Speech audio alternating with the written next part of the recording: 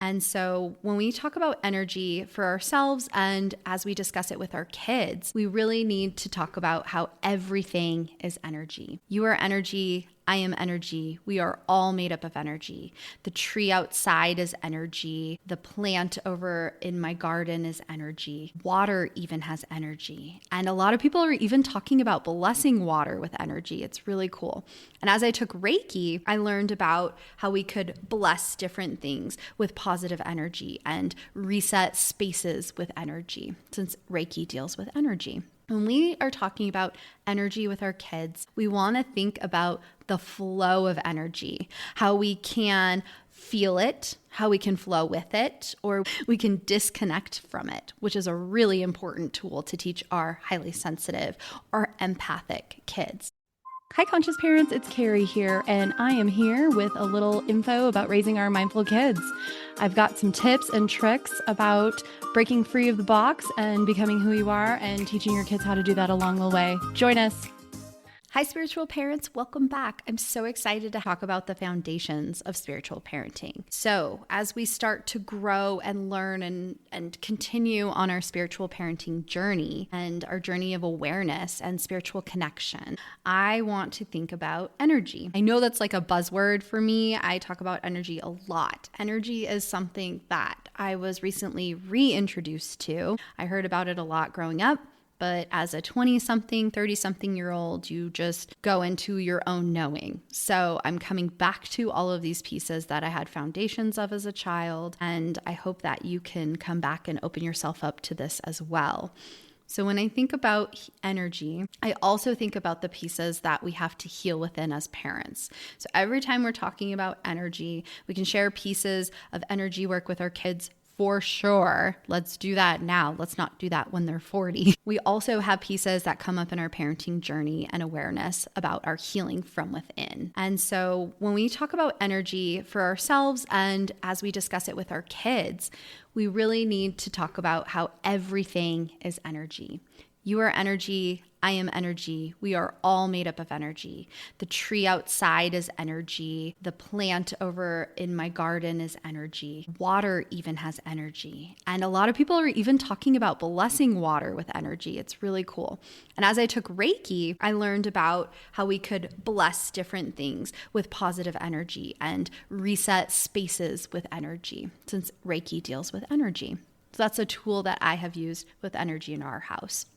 When we are talking about energy with our kids, we want to think about the flow of energy, how we can feel it, how we can flow with it, or we can stop it and put a kibosh on it. We can disconnect from it, which is a really important tool to teach our highly sensitive or empathic kids. A huge piece that I have learned about. It's interesting because I learned it in speech therapy. We talked about capacity and demands when we were talking about stuttering. It was really interesting because we would talk about, well, actually, let me share a story with you guys first about capacity and demand. So it is currently summer and I am home with my kids. I've put a little hiatus in some of my parenting podcasts because I want to be present and active with my kids. I'm really lucky I get to do that. And so during summer, it can get really intense at times in our house. I am fully present, fully active with my kids. They're not in camps. We've decided we just want to be home with them this summer and see how everything goes in that way energetically.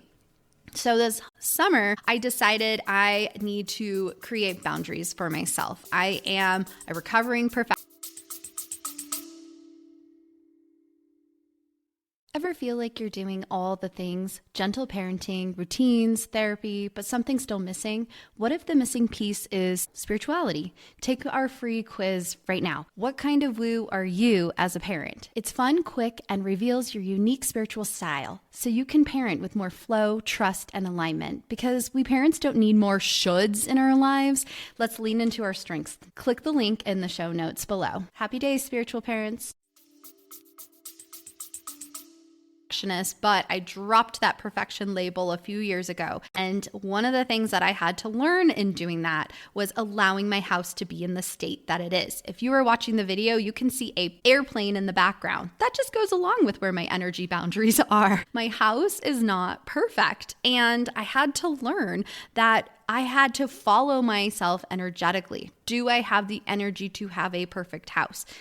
I did for a while, but then I learned that as I was trying to keep the perfect house, I was starting to come down on my kids. I was starting to get upset with the messiness. I was starting to feel anxious and nervous. And then that would bubble up into being short-tempered or short with my kids, or being extra perfection. I was pushing this perfection onto my kids because the house, it gets exhausting trying to keep up with it all the time. Raise your hand if you're going through this. I see you, parents. So I learned I had to focus my energy into where it mattered.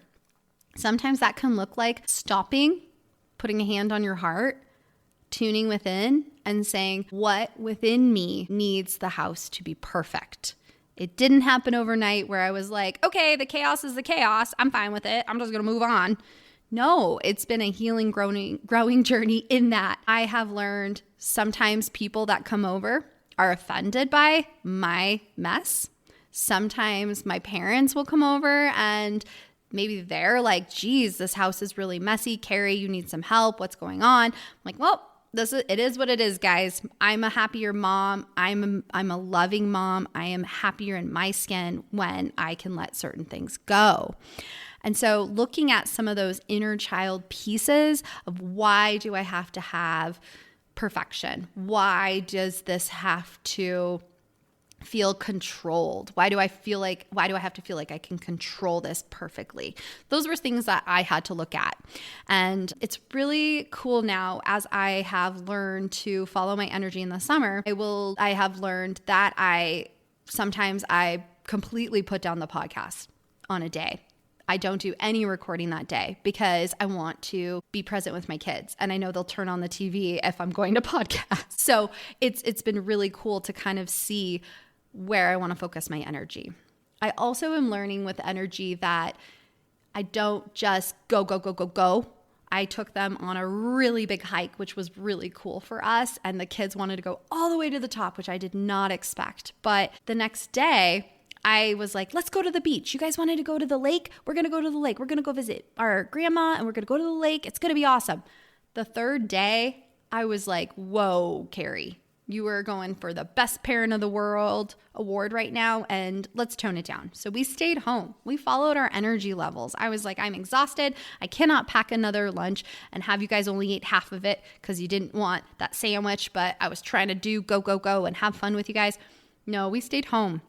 We heated up some frozen pot stickers and we recharged our energy. And it wasn't just me that needed it. My kids needed it too. So looking at our energy, seeing if our bucket has enough capacity left in it for the demands that you're going to place on it. So if my bucket is already really full and I'm feeling exhausted because I've been home with my kids for 4 days, am I going to plan a giant hike on Friday? No, I'm going to stay home. I'm going to catch up on some of the things. I'm going to re-energize. And guess what? Your kids are probably there too, especially if they're sensitive kids.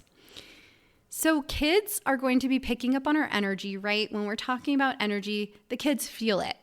The kids have their own amounts of energy, and then they're going to pick up and reflect yours, right? I'm really intense. They're going to be feeling really intense. So some of the things that we need to do in order to stay in a zen place with our energy, in a fulfilled spot energetically, is self-care, right? It's a big buzzword. And self-care, if you're doing self-care and you are not actively present, if you are not spiritually connected with yourself during your self-care, it doesn't count, guys. If you're sitting on your phone and scrolling through and then you're like, oh my gosh, this political thing is going on. Oh my gosh, did you see in the news this thing happened? Ooh, so-and-so, I only got 1 like on my post. Whatever it is, that's not recharging. That doesn't count as self-care. Self-care is when you walk away feeling whole and powerful and connected with the true side of you. That's real self-care. Other things that help with all these pieces of keeping our energy fresh: crystals, those can help. I've got my crystal necklace, got my crystal ring. I love crystals and I recharge them in the sun and it helps me energetically. It protects my energy, my kids, from my kids' energy because they love to take your energy without realizing it. They love to put their energy on you without realizing it. So crystals are great. Meditations are wonderful. Meditations, even if you can do a bathroom meditation for 2 minutes as a parent, even if you can do an office meditation as a working parent and you need that time to connect with yourself, 2 minutes. Anything you can get. Meditations are wonderful for recharging. Energy clearings. That can be one you can do with your kids. When I'm doing an energy clearing guided meditation at night after reading a book with my kids, I'm picturing the same thing myself. I'm walking them through a meditation for themselves, and I'm picturing the same thing for myself. I'm releasing that. And then when I walk out of their room that night, I'm going to dust off my hands as I disconnect from their energy and give myself my own energy back. We're clearing our hands as we walk out. Another amazing way to recharge your energy, getting outside, being in nature. If you can take off your shoes, walk in some grass, stand in the grass, open your hands and look up toward the sun, letting the sunlight cover your face, just feeling that warmth, feeling that golden energy, that's amazing. If you can go hug a tree and ground yourself, be connected with that tree, that's amazing too. These are ways that we can recharge our spirit, recharge our energy. It's so important as a busy parent. So this week, it would be so wonderful if you could hug a tree, if you could get out into nature, if you can think of one of the self-care pieces and try it out, if you can tell your kids about energy, tell them about where your energy is at in that moment. Explain to them. You can show them, you can create like a visual meter, like, okay, so before we went to the library, Dad's energy was way up here. And then the library got a little loud and a little intense. So my energy is down here. So I think we're going to go read a book for a few minutes and then my energy will be recharged. What about you guys? How is your energy feeling? Those are great ways to model it for our kids. Let's close out with an affirmation prayer today. So we're going to put our hands on our heart and we're going to say, thank you, universe, for helping to guide me along this parenting journey. Thank you for helping me to connect with who I truly am inside.